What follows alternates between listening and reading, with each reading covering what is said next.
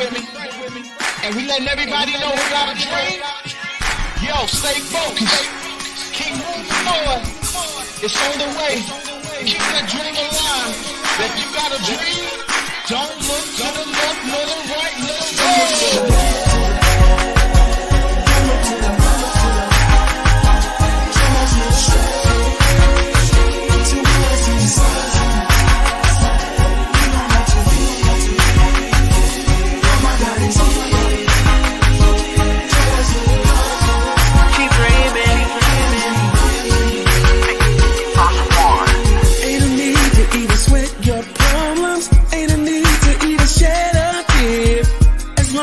Your fate is in Jesus. Completion is here before you even begin. Dreaming big of my life in the future. Already knowing that it's not far. Having the passion to work towards Jesus. I'm gonna keep my faith and swagger going hard. Don't do the right. Just look straight. You don't have to fear no.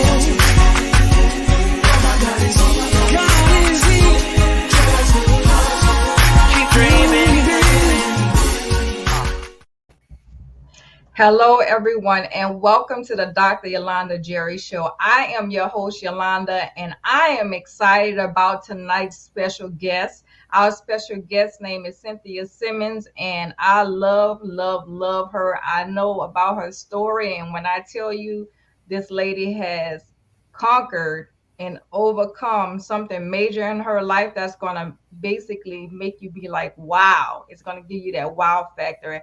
And I can't wait till you hear what she actually has to share with you tonight. So if you're just tuning in, please share this broadcast, invite a family member, invite a friend, anybody into the broadcast so that way they can tune in to see what Miss Cynthia Simmons has to share with us tonight.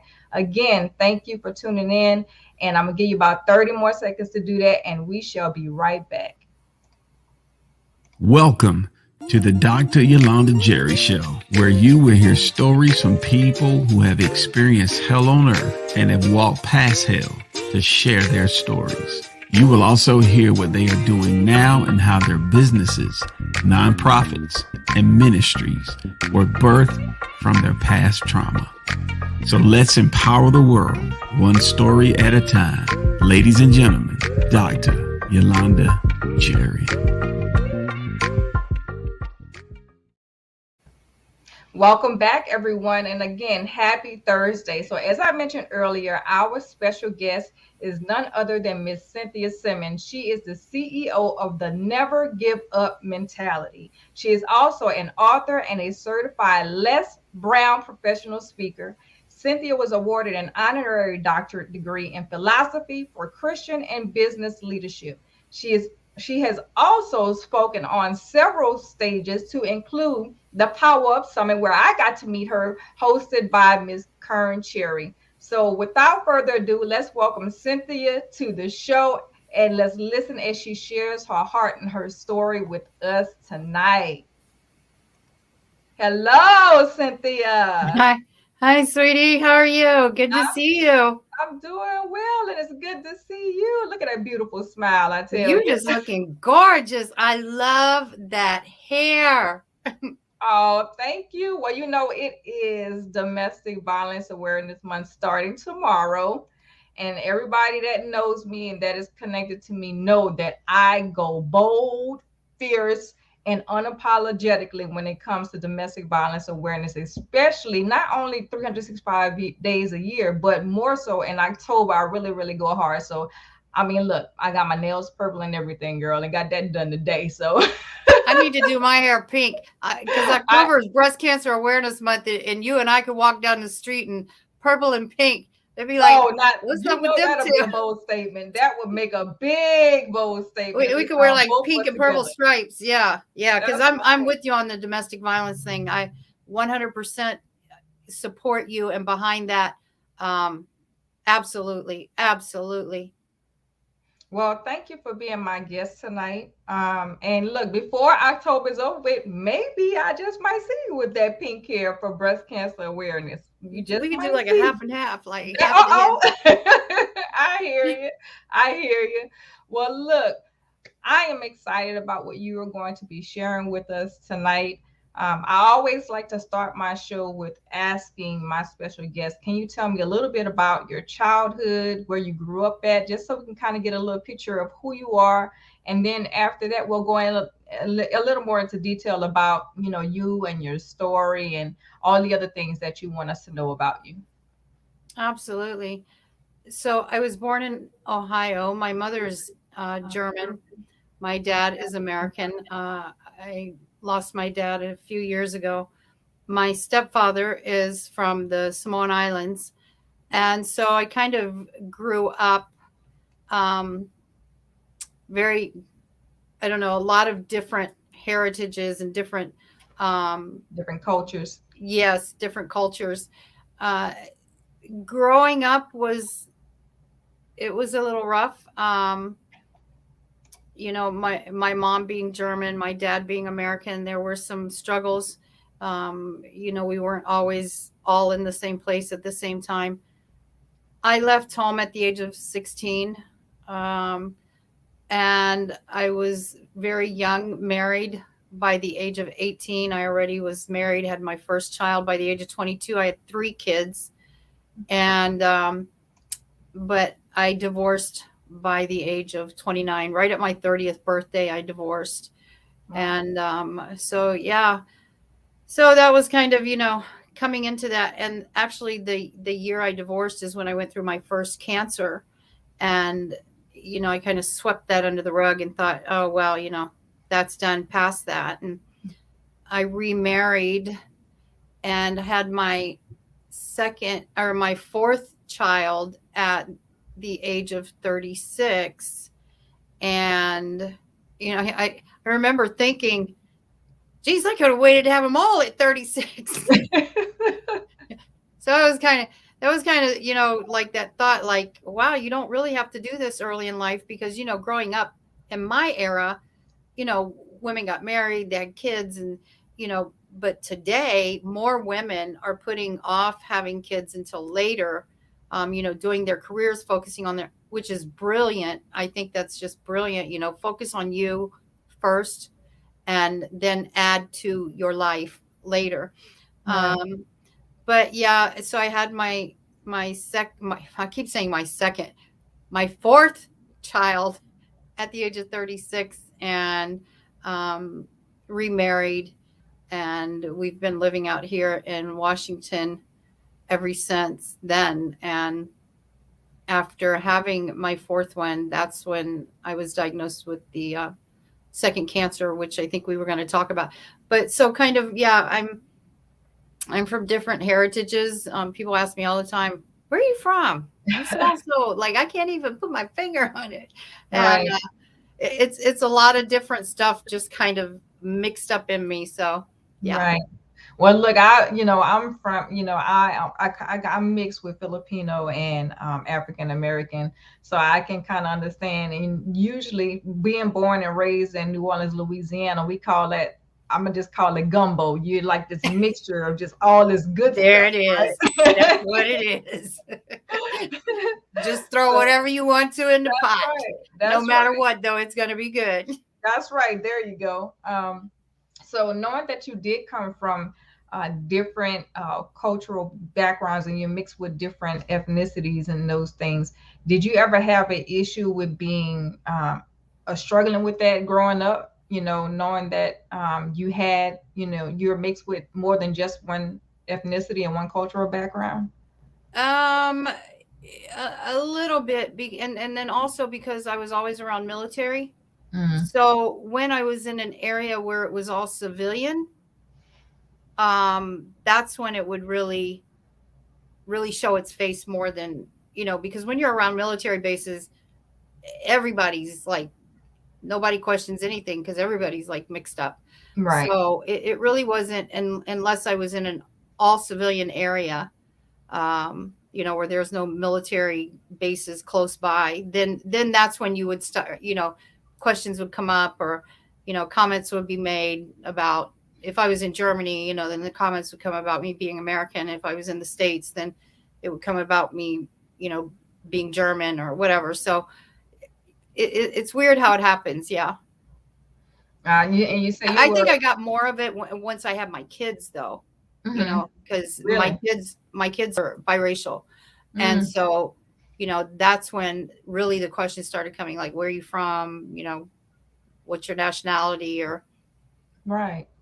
And so how did, well, even having asked you that question, how did they deal with that growing up, knowing that they were biracial? Did they have any issues? And again, goes back to me being, biracial too, and not knowing where you fit in, and mm, those type of things, or, because sometimes you might have one race to say, oh, you're not, I used to get, you're not, you're not black enough for us, or you're yeah, not Filipino yeah. enough for us. So it's like, where did you fit in? Did your children have that struggle too? Oh, absolutely. And what I found was, um, when I was in one area and it was primarily white, and I didn't want that. I didn't want my kids to be raised in an all white area. Then Right. I moved to Memphis, and it was primarily African American, and I didn't want that either. I wanted them to feel comfortable no matter where they were or that they were individuals. Right. And, I didn't want their race to determine their life, you Right. know, or feel like they were inadequate or beneath somebody or better than somebody because of who they were on the outside. Mm-hmm. And so that's actually what made my choice to move to Washington State, Wow. right here by the military base. And so they grew up. So it's so versatile here. I mean, it's so versatile. I mean, it is just a mixture of everything right here in the Seattle area, Mm-hmm. and the military. You have the Air Force, the Army, the Marines, the Navy, everything's right here. Right. So they haven't, if they've dealt with that, they've dealt with it now as adults in their personal life. But growing up, I tried to protect them from that as much as possible. I think all mothers do, right? We try to Right. protect our kids from, yeah. Well, that's true, and that's good that you were there to protect them, because sometimes that bullying stuff is real, and I know with my daughter, she had went through bullying, and that was a rough time in her life, but I was there. I made sure that I was there, made sure that I gave the extra love that I could give, to still be protective of her. But even still, even then, going through life, even them as kids, just like us, you know, we learn from that. And when Mm-hmm. we learn from that, we become stronger from those things. And that's something that we've learned as adults. A lot of things that Yeah. we go through in our past just puts us on a path of becoming stronger than what we were. So, I'll um, never forget my oldest when he was about 3 or 4, and he came up to me and he asked me, why am I different than him and his dad? no, And I looked at him and I said, if mommy cuts her finger and gets an owie, what color is it? And he went, red. And I said, and if you cut your finger and get an owie, what color is it? Red. And I said, and if daddy cuts his finger and he gets an owie, what color is it? Red. And I said, so we're all, and he went, red. And I said, the point is that we all bleed the same color. We're all the same color inside. And I said, and if we turned our skin inside out, our whole bodies, and we were showing our ribs and lungs, and we all walked down the street, nobody would know who nobody is. that's right. And we You're would right. just have to accept everybody just as they are, because then you see the real people, right? You're And right. and I didn't want my kids growing up basing anything in their life on the race of a person, the ethnicity of a person, their culture, and they are so diverse. My kids are so diverse, and I love it. That's good. It's funny that you mentioned that, talking about, if you cut your finger and it's red. And in my head, I was thinking, I said, we all bleed the same. That's something I used to always tell my daughter. Mm-hmm. So I was like, no matter what, I said, even just with, all this stuff that was going on with, all this the racism and all this other stuff, I said, when people think about it, I said, we all a human race. Mm-hmm. Do you think they're going to ask you, what background you are. If they want to give you a pint of blood to save somebody's life, Right, they're not right. gonna ask you all that. They might ask you your blood type, but that's probably about it. They're not gonna ask you if somebody's a They'll ask you if you're particular race. Jehovah's Witness. That's all. Right. And Your of course religious religious beliefs. Yeah. But that's the end of it right there. That's And let me it. tell you, if I need a liver tomorrow, I'm not going to ask them, uh, so who is this person? I won't be asking. I'll be like, thank you. It's gone out the window. I'd be like, I just want to live. You know what I Yeah, mean? So, and at the that's end of right. the day, none of that even matters. So, good stuff. I'm glad that you were a great influence and a very protective mother of your children, and still till this day, we as adults, we're gonna still be protective of our adult children too, as well. And that's it. Because they tell me I embarrass them, and I'm like, I'm sorry. I'm going to be doing that the rest of my life. So, and I'm sure when I get older and I'm peeing my pants in a grocery store that you're pushing me through, you're going to be embarrassed too. Some of the things I do. So, Right, exactly. what goes around comes around.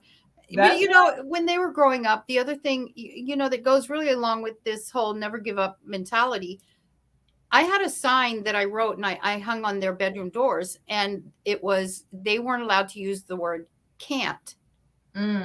It was like a curse word. Wow. I did not want to hear the word, I can't. Yes, you can. You may be struggling right now doing it. You may be having a hard time doing it, but yes, you can. I can't tie my shoes. Of course you can. Every kid ties their shoes. You're just still learning how. You can do it. You just got to get through it. And so really, I raised the kids of having that never give up mentality. No matter what's happening, keep pushing forward. They had a hard life. It was rough for me. I was a single parent for quite a while. Even though I was married, we were separated, and I always had the kids by myself. Right. And it was hard. It was I know what hard that's being like. alone with 3 babies in my 20s. I understand. And they've seen the struggle, and they know the struggle's real. And so, but my childhood prepared me for my adult life. That's right. Everything that I went through in my childhood, I can't even begin to tell you. It's really in a book that's going to be coming out soon, that Les Brown's writing the forward to. I know, right? Good stuff. And it's the struggles in our young life that prepares us for the adult life. It's very true. It's very true. Very true. Well, look, Cynthia, I am looking forward to hearing about your second go around. You talked a little bit about your first go around with your cancer, and then here it is, you have cancer again. So before we get into that story, the meat of that story, I want to go to a commercial break, and then we'll be right back. And we're going to talk about that, because there's some people who may be struggling right now, may currently have cancer, or who's battling, or who's fighting, or some may be in remission, or whatever the case may be, but they just need to hear your story and may need some words of encouragement. See that you are here and alive and well today. So we'll be right back.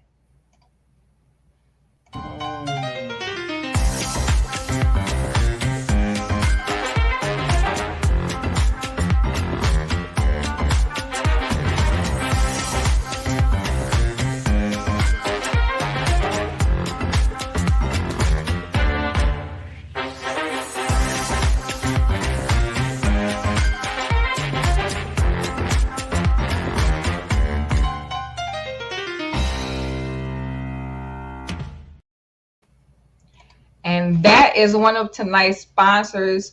That is Mimosa Fest. Look, it's going down May of 2022. That lady, she started out with just a workshop, and now is blossoming to an actual festival that's happening in Austin, Texas in May of 2022. So if you're interested in going, meet me there, because I'm going. You can go to the website, www.mimosa-fest.com. Again, the website is www.mimosa-fest.com if you're interested in attending the Mimosa Fest in May of 2022 in Austin, Texas. All right, Cynthia. So I might have to look into that. Look, I'm telling you, it's going down. Oh, buddy. It is going That sounds like a good time. Yes, and it's the first one ever. So Oh, that's wow. gonna be epic. I can't wait. I can't And wait. it'll be nice and warm, Austin in May. Yeah. Mhm. Because my second child was born in Killeen. Uh, so Another we used to live out military in base Fort out Hood. there. Ain't got the Huh? army out there. That's, yeah. Yep. That's where we were at, Fort Hood. Yes, Um, ma'am. So let's get into your story, and oh, let's talk about it. Because you are a strong woman. You are a very strong woman. So, what type of cancer is it that you had to endure, and then what was that experience like? you just said, when you said that, it made me think of a song. Let's give them something to talk about. I always want to give somebody something to talk about. Hey. Not drama, but let's talk about something. For me, so in 93, I had cervical cancer. In 2003, I had breast cancer. I was fired from a city job because of the cancer. They were What? like, we need somebody who can be here, and you're sick and in chemo and radiation and surgeries. And they let me go. And I'll never forget my coworkers crying. And I'm like, girl, don't cry. I said, God's opening this door is closing for a reason. I don't even know what's coming, but it's closing for a reason. And I had always worked in the medical field. That was kind of the first time I'd gone out of the medical field. I'm not a medical doctor. I have earned an honorary doctorate, but I'm not a medical doctor. But I worked in the medical field. And after I got through the breast cancer, I got a job in the OR at the hospital. I thought, I'm safe here, right? These people would understand if I got sick. This is a hospital, for God's sake. This is why they have a job, because Mhm. people get sick. And I started getting sick again, but they couldn't figure out what it was. They were like, oh, the breast cancer's come back, or it's spread, or, oh, it's the cervical cancer spread. And they're like, oh, no, she's got lung cancer now. No, it's this, it's that. And they were grasping at straws, and they have misdiagnosed me for over a year and a half. And it almost killed me. It almost caused me my life, because they were giving me medications that I didn't need. But I didn't feel so bad later when I found out it was Langerhans cell histiocytosis, which is very rare. There wasn't even a doctor in this state that could treat me or had knowledge of it. So I almost, couldn't blame them for what they were grasping at straws, trying to figure out what is wrong with this girl. And so as things went on, the hospital fired me. I was like, wow. And so I quickly realized, you know what? I'm no longer an asset to society. I have become a liability. I am costing them money. They got to pay me while I'm off on sick leave. They're paying for insurance that I'm running out the yin yang. You know what I'm saying? Like surgeries and treatments. And so I had become a liability to Mhm. employers. And now I've lost my second job, and I'm in chemo, and we still had 4 kids at home. And it's like, where is the money going to come from now? Wow. And I get up one morning to go to chemo, and the car's gone. What? And I'm like, oh, Lord, how do I get to chemo now? And so the struggle was really real. So the I car was, didn't even, so you're saying that the car was repoed? it was repoed in the middle of My the night. gosh. Yeah, Wow. because I had lost a salary. You know what I Right. mean? We always had 2 salaries coming into the household. Mhm. And now we're down to 1, and everything was okay. So why would we not have, a nice car and be living nice? Everybody was okay. Right. And this is the thing, people aren't prepared. I Mm. wasn't prepared. When COVID hit, people weren't prepared. And see, this is what God, I didn't even know what God was doing. But he showed himself now, with the COVID. He's like, you see what's happening? All Mhm. these people are losing their jobs over an illness. And I want you to go out there and tell them, look, I already been where you're at. I already know what you're going through. The struggle is real when you can't get up and go to work no more because you can't go because of this illness that's out there. Right. But you have to create an income. How are you going to do that? What are you going to do? Where's it going to come from? And so I had the cervical cancer, the breast cancer, the Langerhans, and I'll never forget that day when I went in to see the doctor. I had some tests done and I had to go in and see him. And I'm sitting in his office and he puts his hands on my knees and he leans into me and he says, Cynthia, it's not good. You have multi-vital organ involvement, because it was both eyes, both lungs, my liver, my spleen, left ovary, hip bone, my ankle bone. It ate holes in the mastoid and temporal bone of my skull. Now, this is besides the breast cancer, the cervical cancer. This is the Langerhans doing its thing. And he says to me, at best, 6 months. Ooh. I can't even, you know what? I'm just sitting here and I'm just like, I can't even imagine somebody telling me how much time I have left. I mean, that's like the scariest feeling in the world. This is how much you have. You know, when somebody can give you a time stamp and say, this is how much time you got left. Well, and see, and I think maybe sometimes it depends on, you know, the person who's getting the information. Because for me, you know my personality. You and I have talked before. You know, I'm that person that's like, I want to have fun. Let's laugh. Let's live. Let's enjoy each other. You know what I'm saying? It's like, so when he put his hands on my knees and he said that, I took his hands off my knees and I put my hands on his knees and I leaned in and I went, you do me a favor. You be the doctor and let God be the timekeeper. I know that's right.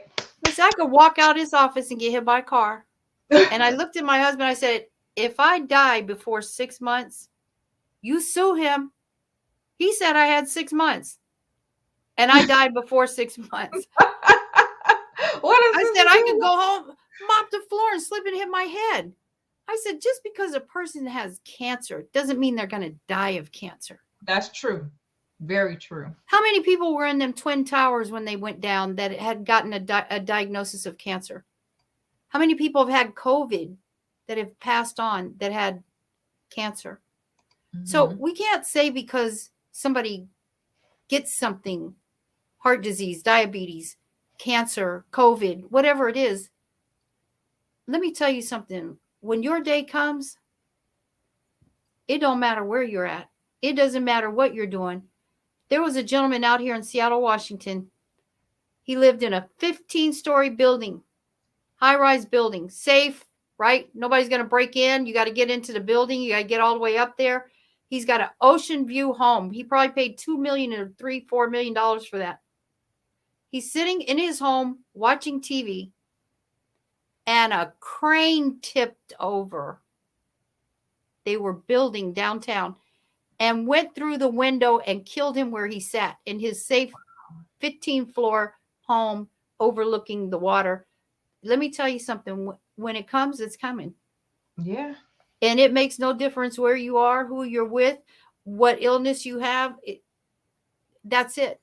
Mm-hmm. And so I took that mindset of a never give up mentality. You know what I mean? Right. I don't care what you said that I got 6 months. Mindset is the onset to all things you will ever achieve in life. That's right. As a man thinketh in his heart, so is he. Mm. And I didn't believe. I kept calling them all liars. I'm like, I got what? I got breast cancer. I'm like, I think you guys got somebody's chart mixed up or something. I don't even know. But I did. I just kept going, these people are nuts. And I worked for doctors. And I kept going, I don't know where they're getting this information from. I don't have a family history of cancer nowhere. And I just keep getting cancer. It's like, how is this happening? Now, after my diagnosis, my mom was diagnosed. After I had 4 cancers, and then my dad, my biological dad, was diagnosed with lung cancer and passed. So, but all of these came afterwards, and the doctors were like thrown for 20 loops. They're like, you know, this is so bizarre and so backwards.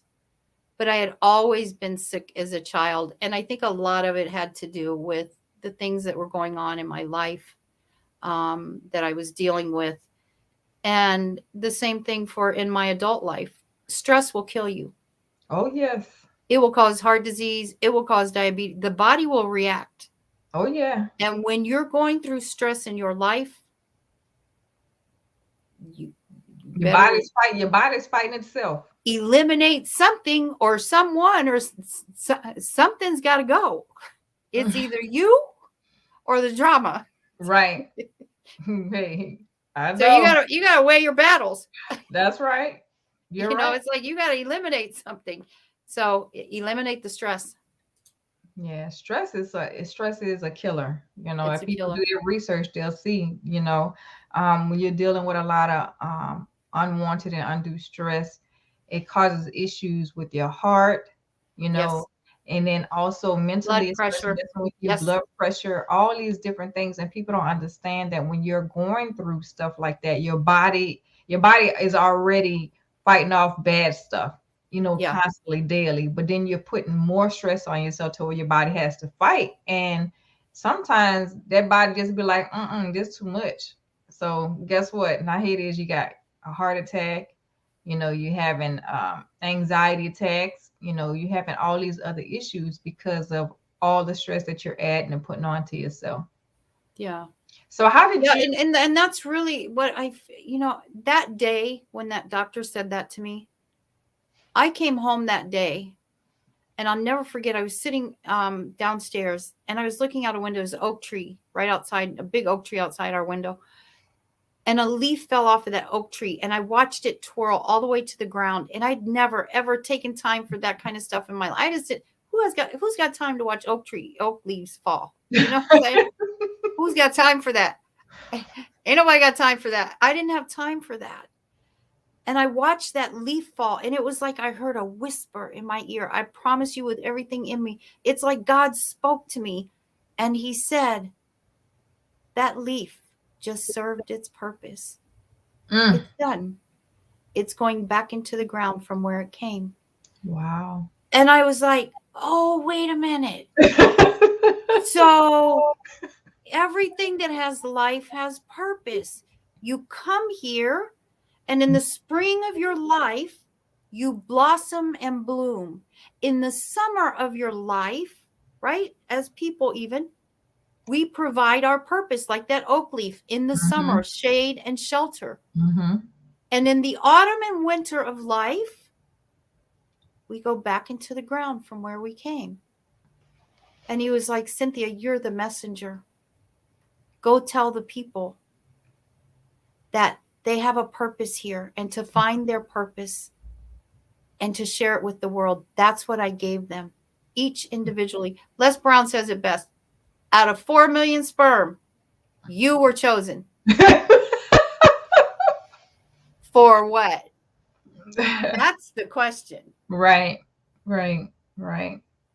So knowing that, well, you definitely found out what your purpose is, because if you didn't know what your purpose was, you wouldn't be on a Dr. Yolanda Jerry Show telling your story, right? Telling your story about what having to battle, just the different cancers that you've gone through. Now, knowing that I know that was, the way you put the picture out there, you put it in a positive light, but how did your children and your husband deal with all of that? Because I know we as mothers, we always try to put the positive spin on things because we want to make sure that they understand that we're okay. But what kind of emotional and mental state were they in when you told them that you had all these cancers? So if you look behind me, it's on this side. I wrote a book, A Breast Cancer Notification. And it says right here, the emotional details others don't tell you. The book is not about me. I was notified that I have breast cancer, but then I had to notify my husband, my children, my coworkers, family out of state, close friends. And that book tells all of those reactions. And let me tell you, I swore I wasn't going to cry because, see, I do this and I put on that. Oh, I'm so tough. It's I okay. Never get up. We human. It's okay. But let me tell you, when your daughter runs past you down a hallway screaming bloody murder, who's going to be here when I graduate? Who's going to be here when I have kids? What about when I have a baby? I want my mom to be there with, and you're hearing this, they're crying. How can you do this? It's like, how can you have cancer? I need you. Mm. And to each of them, I said, I'm going to fight this with everything in me. You can believe that. And here's one of my main points. If your listeners take anything away today, this is what I want them to take. It's the self-talk. What are you saying to yourself when nobody else is listening? In the quiet moments, because people say, how did you get through that? So we see so many people, right? They say, oh, I'm going to fight this. Oh, I'm going to get through it. Don't worry, I got this.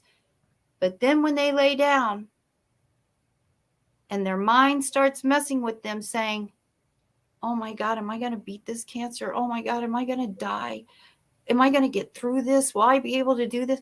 See, we tell people on the outside one thing, right? And be a hypocrite. And we lie to ourselves. Mm-hmm. And it's like, when you're talking to yourself, guess who's listening? You. You and You're God. listening. You're listening to yourself. Tell yourself, I ain't going to get through it. Mm-hmm. And all the time you're telling everybody else out loud, I got this. And those are contradictory. And the Right. body and the mind can't deal with that. Mm-hmm. So it's going to listen to you, what you say to you, not what you say to other people. And so you have to get that mindset of start that self-talk, to start telling yourself, whatever it is. It doesn't have to be cancer. Whatever it is, the self-talk is what's holding you either back in life or pushing you forward. Right. So if you're succeeding, it's because you're telling yourself, I'm going to do great things. I'm going to accomplish stuff. And if you're not, it's because you're telling yourself, I don't deserve it. I'm not going to make it. It's not going to happen. Why would they choose me? So, it's what are you saying in your quiet moments to you? Mindset is the onset to all things you will ever achieve. Right. That's my personal quote. Right. And I always tell people there is life or death in the power of the tongue. The Bible says so, right? That's As right. a man thinketh, so is he. Right. So if you're telling, it's just like when you get up in the morning, I know I got to give my own self-talk, right? But it has to be that good self-talk, right? And Yeah. if I don't feel it that morning, I'm about to throw on something that's going to make me feel good, because I don't want to start my day off on the wrong foot, because when you start your day off on the wrong foot, everything is downhill after that. All the whole way. It's downhill. I have a thing when I get up in the morning. When you sit in your bed at night, right? You're sitting on the edge of your bed. You take your shoes, my house shoes. I got my house shoes on. You take your house shoes off and you turn your feet and you get in the bed. When you get up in the morning and you're sitting on the edge of the bed, those house shoes are right there where you took them off, and you slip your feet in them. Every morning, when I slip my feet into those shoes, the first thing I do is go, thank you for giving me another day to get right whatever I didn't get right yesterday. It's a blessing. Mm-hmm. It's a blessing. If God wakes you up in the morning, somebody better say thank you. No, you got that right. Look, I do it every day. If anybody follows me, they know that's the first post I make every day. Thank you, Lord, for waking me up and giving me another chance at life today. People take it for granted. They think just automatically, I'm going to be here tomorrow. Tomorrow is not promised to you. It's not. And you don't have to be sick to leave this world. That's right. And that's really the message, is live your best life now. Find out what your purpose is. Serve whatever it is you are supposed to do. Serve. I am the messenger. So when I do speaking events, I like to say, there's somebody listening right now in your audience. In your audience, Dr. Yolanda, there's somebody listening. And I'm just here as the messenger to tell them, don't give up. Your blessing is on the other side. Don't give up. I'm just the messenger. That's what my purpose is. That's why he left me here. Amen. Amen. You just ain't look, you even encouraging me. I'm sure you are encouraging everybody else that's watching too as well. So Cynthia, before we get into, how you've been pushed into what you're doing right now, I'm going to go into another commercial break, to make sure that I play the commercials because people pay their spots to make sure that their business is Absolutely. seen. So we'll be back in just a moment. Hey guys, I am Rita M. Green, owner of Go Fig Co., a boutique digital marketing and project management firm. We specialize in email marketing, social media campaigns and management, website design, graphic design, email marketing, Dubsado setup, and more. Administrative tasks especially. We are here to take the hassle out of your hustle and just to get things done, period. So if you're in need of another set of hands, a second pair of eyes, or a fourth or a fifth or a sixth, we are here to assist you with all of your needs. Again, I'm Rita M. Green, owner of Go Fig Co., and we would love to serve you, your business, and your brand. You can connect with me on Facebook, Instagram, and LinkedIn at Go Fig. Go is spelled GEAUXFIG. You can also see us online at www.gofig.com. Check out what we have to say, and also check out our blog where all of our articles that we post online are located. Plus, you can see our portfolio of completed works. We'd love for you to check those out as well. If you'd like to check with me, if you'd like to connect with me personally, I am Rita M. Green on LinkedIn. I hope you have a fantastic day. Go win the day. Go for the gold. And bye-bye.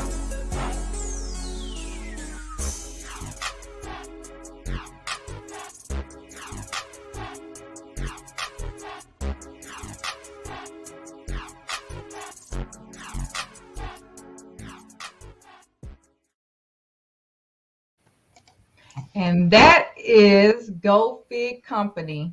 The CEO and founder is Rita M. Green. She is amazing. Her team is amazing. If you like what you see on the Dr.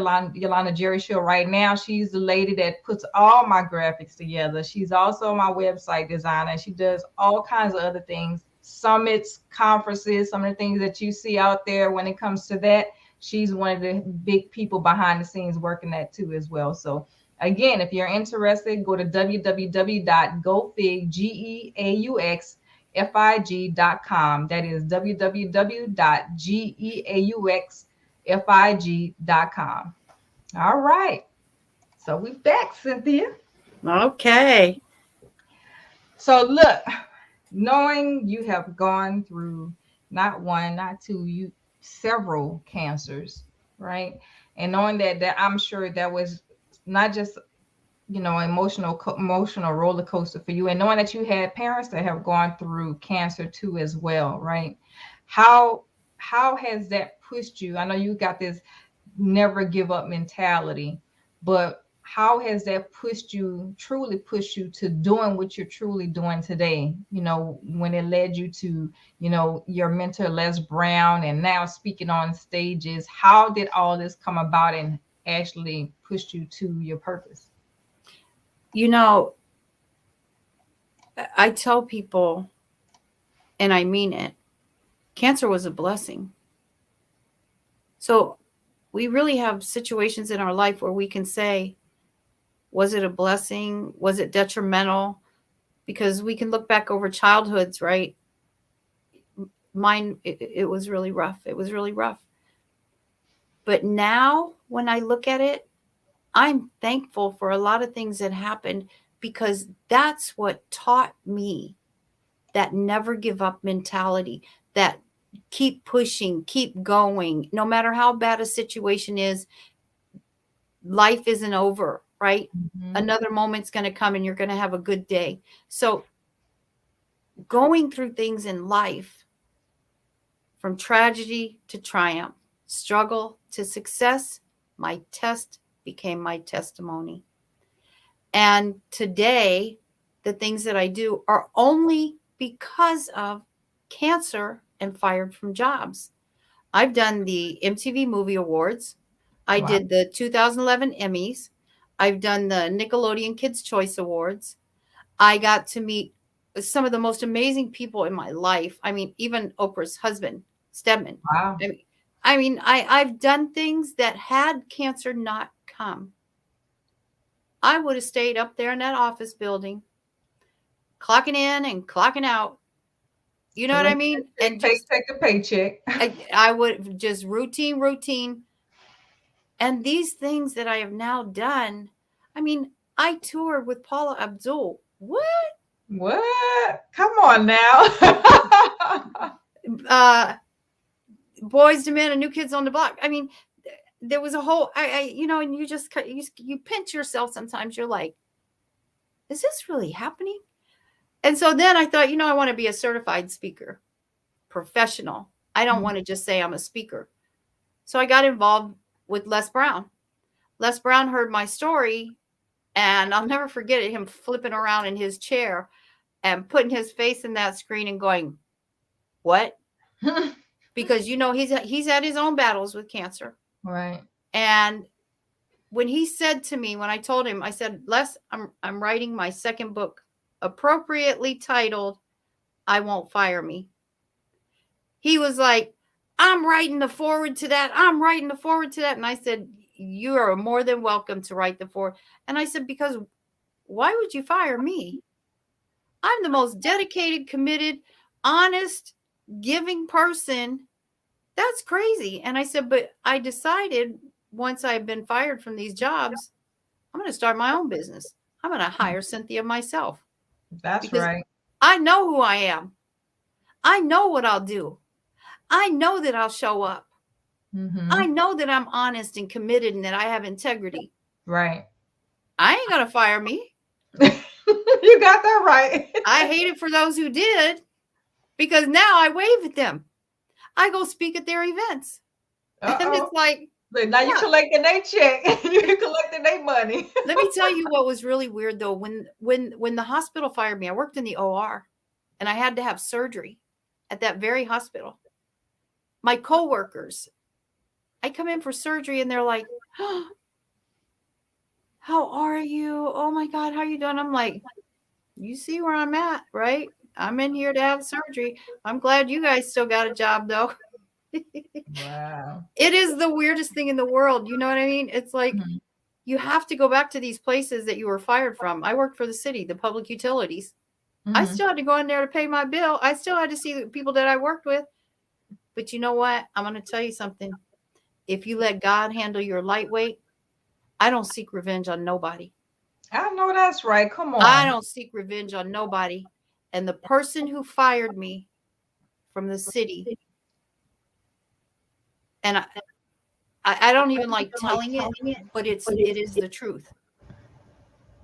I was signing in to one of my appointments. I see sitting in the waiting room my manager and what appears to be his wife. And he tried to hide himself, pull his magazine up, and like, I don't want her to see me, because he didn't even show up when we did the paper signing for the termination. I walked over to him and I said, sir, how are you? And he's like, oh, Cynthia, my God, how are you? I'm doing great. And I said, this must be the missus. And he said, yes, this is my wife. And I looked at her and I said, sweetie, tell me that you're here for a simple mammogram. And she said, no, I have stage 2 breast cancer. And I went, oh. I took out a piece of paper and I wrote my number on it. And I handed it to her. And I said, if you need anything, call me. And then I looked at him and I said, sir, she's going to need a lot of help. And you're going to need a lot of time off work to take care of her. But I wish you and your family all the best. And I thought about that. I thought, he fired me when I was going through breast cancer. Now he's sitting in here with his wife who's battling breast cancer. And a coworker called me about 8 months later and said, girl, they fired him.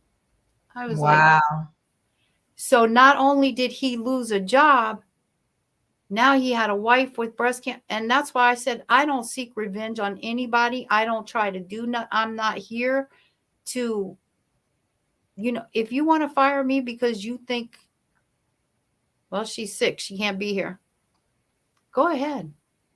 Because let me tell you, God's got my back. I'm not worried about nothing. And look what doors opened for me. While they were closing those doors, God was like, oh, it's okay. I got something a lot bigger. Don't you even worry about that. That's a manager. How would you like to meet Oprah's husband? What about Paula Abdul? What about going to some of the Emmys down in Hollywood? How about that? Oh, okay. Yeah, I'll trade it. Wow. And so I just feel blessed. I feel lucky. Yes, there's been 4 cancers, but I wouldn't trade it for the world. The stuff I've been through. My kids probably wouldn't like to hear me say that because it's hard on a family. It's hard on a family when someone's sick. Yeah. And I know it is, having to care for a family member and, they're down. Our kids never want to hear, I wouldn't change a thing, but Yeah. the thing is, it's the truth. Your purpose was birthed because of all the cancers that you went through. You wouldn't have had all of these doors open for you had you not gotten fired and had you not gotten sick. And I say the same thing, these doors wouldn't open for me had I not gone through the abuse that I went through, the sexual assault that I dealt with as a young child. None of these doors would be open had I not gone through all that trauma. But the biggest thing is once you've gone through all that trauma, make sure you give yourself ample enough time to heal before you go running through all of these doors. Because sometimes people want to just be like, okay, I'm out of this situation, I'm ready to go. And truth be told, it only takes one little thing to snap you back right where you was to remind you of that trauma, that Oh yeah. incident that you've gone through. So you want to make sure that you're prepared for the doors once they open, because it's not going to always be peaches and cream. I mean, even as somebody that's dealt with abuse, it's going to always be somebody that's going to come and try to attack you, no matter how you look at it. You dealt with it too, I'm sure, as well. Why are you sitting here telling people about your story, which you haven't gone through cancer? You're just trying to, take people's money. No, this is my truth. And this could possibly save somebody else's life. It's not about the money. It's about what God has called me to do. And what's not going to happen is you're not going to stop me from walking in my purpose because God told me to do this. Yeah. And, and that what you said is something that I think about. I've gone through 4 cancers and I've come through them.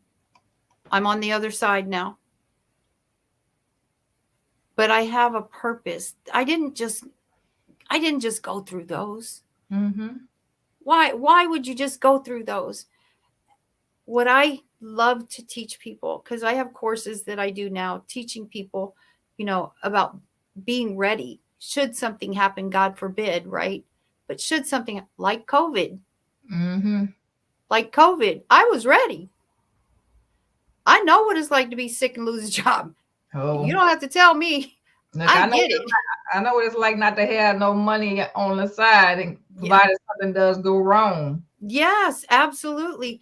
And so my story for people is what I really want them to, first of all, the mindset, the self-talk, but also you have to remember that make whatever stole something from you, heart disease, domestic violence, cancer, diabetes, whatever it is, childhood trauma, make it pay you back.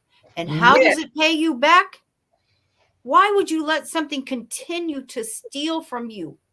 Everybody makes money off of cancer. Doctors, lawyers, hospitals, funeral homes, pharmaceutical companies, everybody except the person that has it. And they don't even own that. They don't even own you as a patient. They don't own your story. No.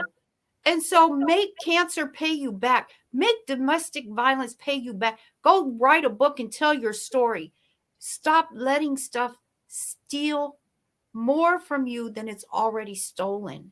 That's right. Because we wouldn't let somebody come in the house and just start taking things out. Like, oh, well, there goes my couch. Well, they just took the dining table. Well, you're going to just let somebody come in and just steal from you and steal from you? No. At some point, you're going to get a frying pan or something and be like, stop. Don't take nothing else from me. And you are the person that has to do that. That's right. And make whatever has stolen something pay you back. And there's no shame in it. Don't be ashamed if you make money off of domestic violence. What? Don't be ashamed if you make money off of people are making money off. Okay, so I don't know. I can't even remember if I told you a story about the young girl who was selling all the breast cancer in the grocery store, selling breast cancer ribbons, hats, scarves, blah blah blah. Right. And I said, "Oh, sweetie, my God, have you battled breast cancer?" No. The way she said it though was like, "No," like, ugh. I was like, I said, "Is your mom going through breast cancer? Your grandmother, your auntie, or something?" She went, "No." And I said, "So you're selling breast cancer? What is this for?" And she said, "I don't know. Somebody hired me." Wow. I said, "So somebody hired you to sell breast cancer stuff. Does that person have cancer?" And she went, "Oh no, I don't think so." Mm. And that's when it hit me. Everybody's making money off of cancer, except the people who have it. Mm-hmm. And that's when I decided I'm going to write a book. I'm going to tell my story. I'm going to start going out there and inspiring people to never give up and help them get through their time and make cancer pay me back and pay them back. Amen. Plus interest. Look, let me get that interest. Plus interest. And whatever extra comes with it. Like great people like Les Brown, it's like all these benefits that came with it. It's amazing. It's been amazing. Amen. Well, Cynthia, I just thank you for, just coming on to, my show and just sharing your story, talking about your childhood, and, even sharing a part of that piece about, your daughter when she was dealing with while you were going through all that, and I'm sure that's not something you wanted to hear, but that was probably in more inspiration for you to fight, and so I just thank you for just being honest, being vulnerable, being truthful, being authentic. Because sometimes people, they come, you'll see people on stages and people get on shows and they're not being who they really are. They still put on a show. And that's not what my show is about.